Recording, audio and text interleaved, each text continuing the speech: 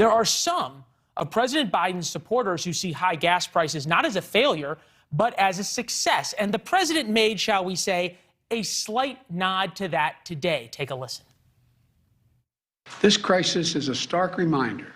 To protect our economy over the long term, we need to become energy independent. It should motivate us to accelerate the transition to clean energy. With that, we bring in John Harpole, president and founder of Mercator Energy, who's an expert on both the Russian oil industry and then the U.S. fracking industry. John, appreciate you joining us. Thank you.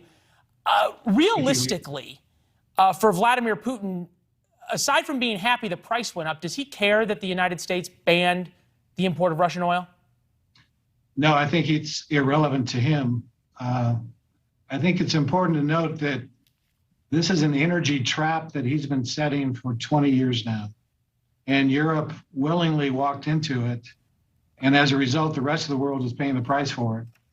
But I think it's also important to note that prices for natural gas and oil in Europe were running up even before Russia invaded Ukraine.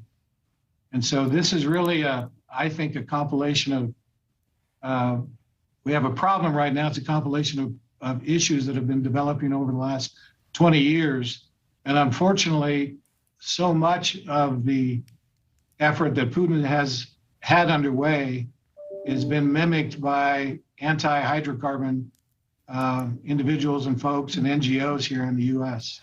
So when the president says there's nothing I can do, or I'm doing everything I can, therefore I'm not harming domestic oil production, does he have a point in the sense that there's nothing he can do tomorrow? It's simply that the oil industry realizes how negative he is towards domestic drilling? Well, for me, I think the notion that he could do something tomorrow is a deflection that they're perpetrating. We've got to realize that, in my opinion, and this is something I've been following for 20 years, Putin has had this effort in place gradually, systematically, and I don't think that Ukraine is the end for him. And so we're not facing a tomorrow problem as much as a next 5 to 10 year problem. To give you an idea you have to think, you talked about sort of the mimicking talking points on hydrocarbons being extracted in the United States. It's the Chinese who mimic so many of the climate change talking points going back and forth. Vladimir Putin's big ally. One thing that kept catching our eye was from Jen Psaki yesterday. I don't think we have the soundbite, but she kept saying we do have the soundbite of her talking about that really it's the oil companies' fault that they're not drilling more. Take a listen. It sounds like you guys are blaming Putin for the increase in gas prices recently, but weren't gas prices going up anyway? I think there's no question that, as we have seen, and outside analysts have conveyed this as well, the increase and the anticipated continued increase, which is, I think, what some of your colleagues were asking about, that is a direct result of the invasion of Ukraine. Would President Biden ever undo his executive order that stopped the construction of the Keystone XL pipeline?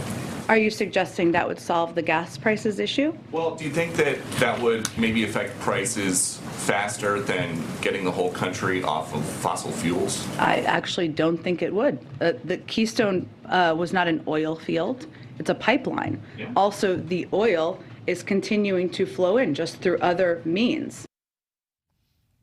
And then she went on to say that the oil companies have 9,000 leases that they're not drilling on. Your thoughts?